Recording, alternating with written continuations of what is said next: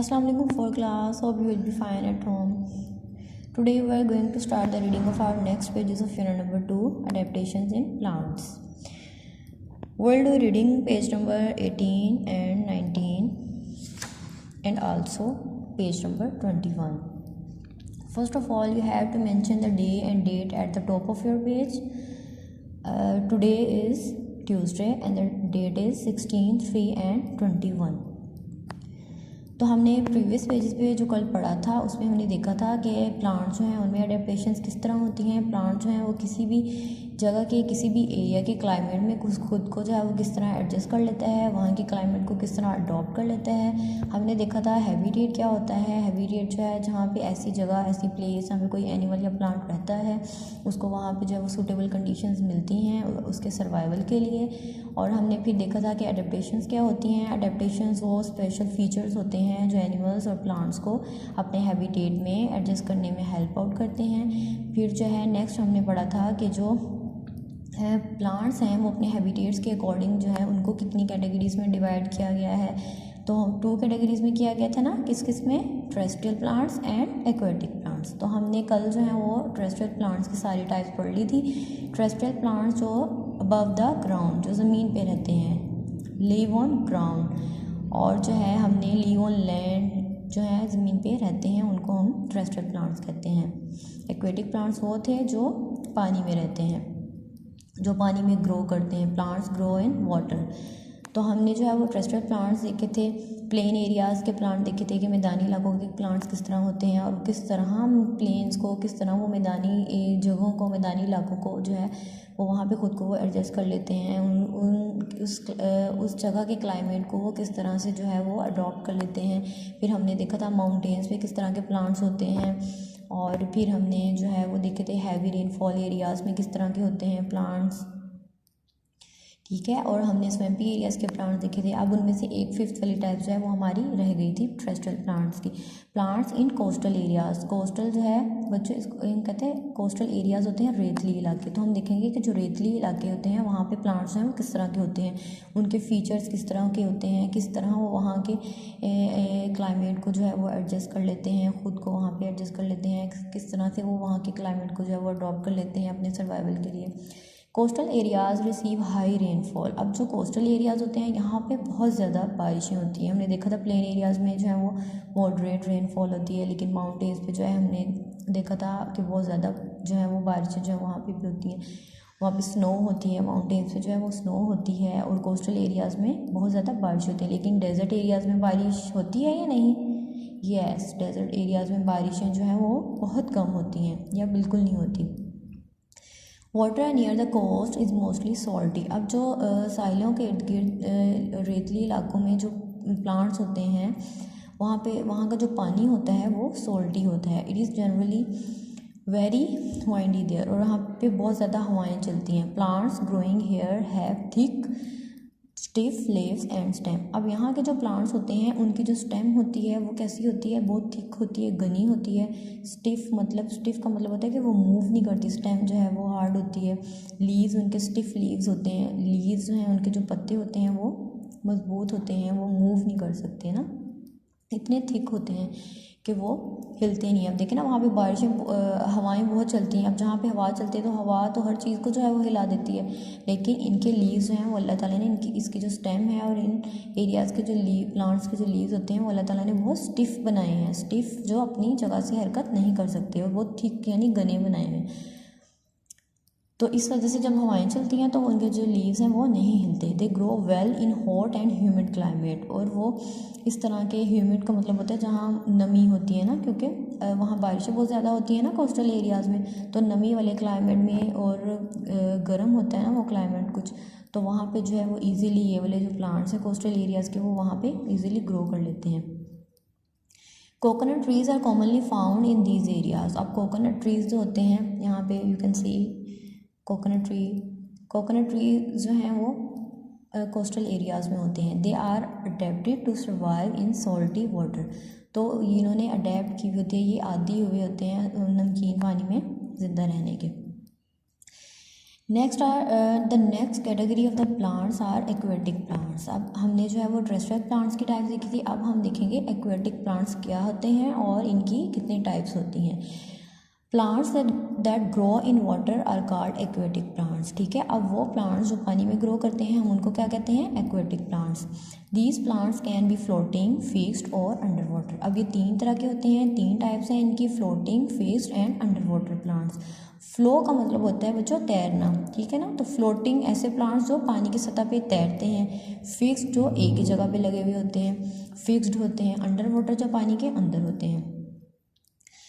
सबसे पहले हम देखेंगे floating plants. Some plants float on the surface of water as they are light and spongy.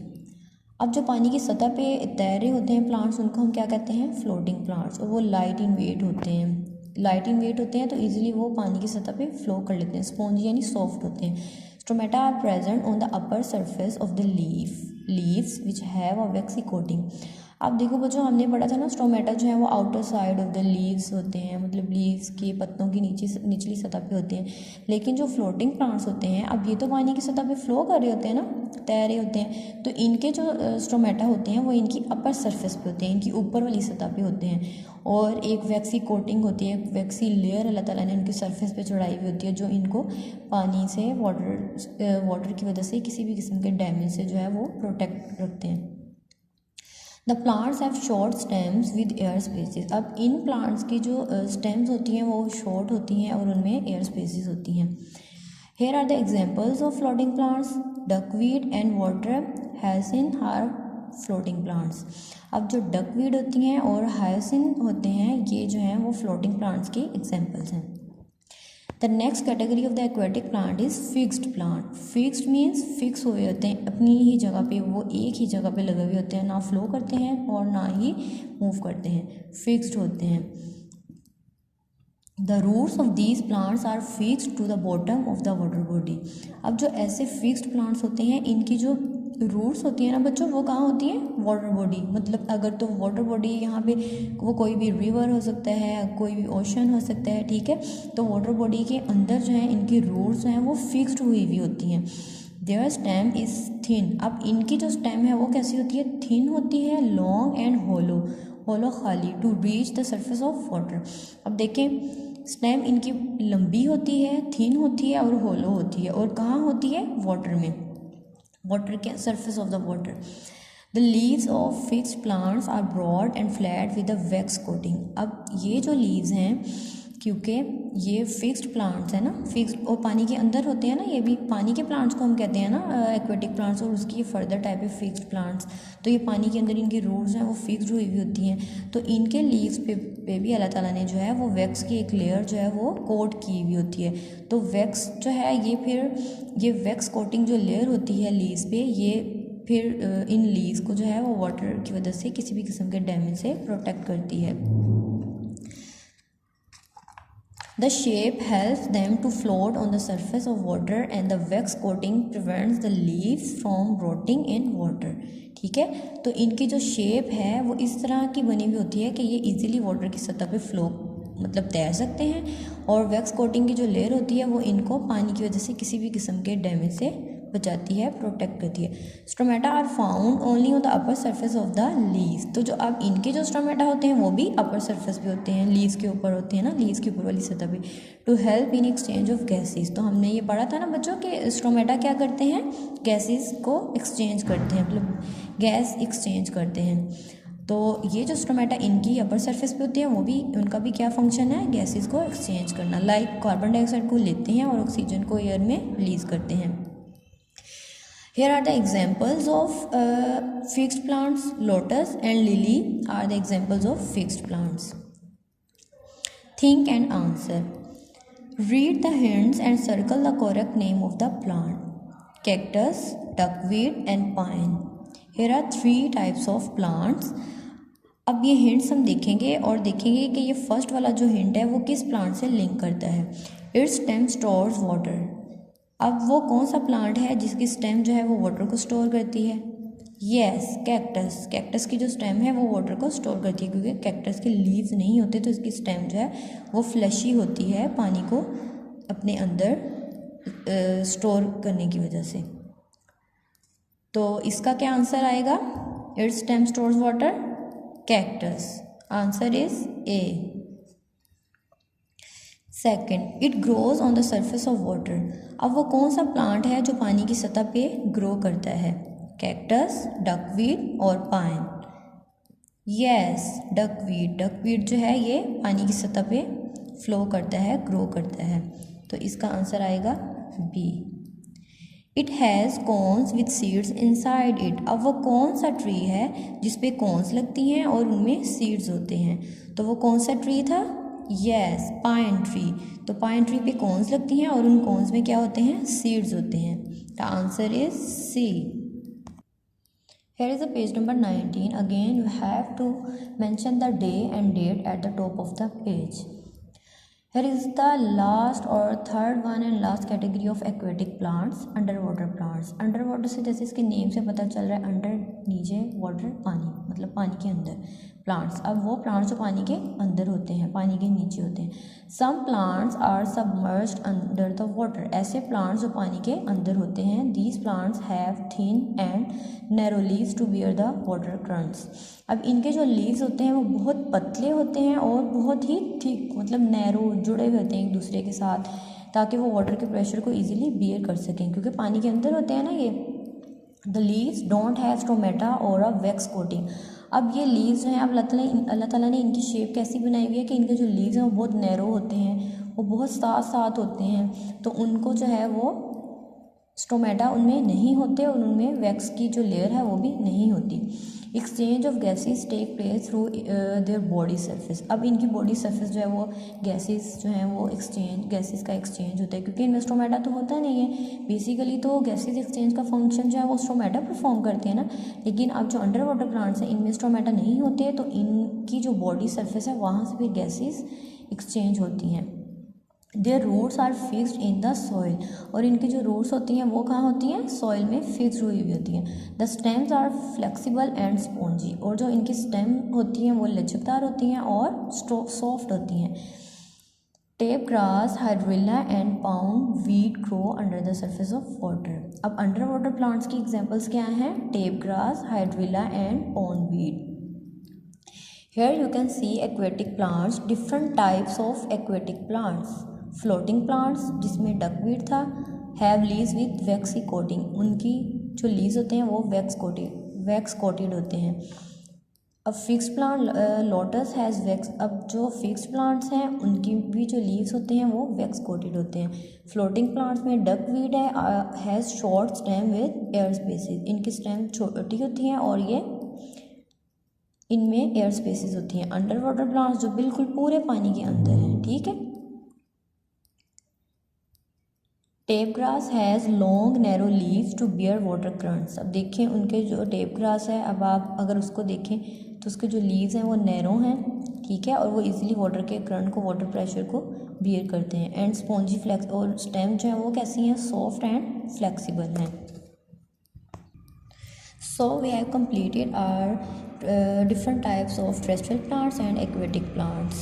Now we move towards the next term, which is insectivorous plants. Insect जो word निकला है, इंसेक्टी word जो है ये निकला है इंसेक्ट से।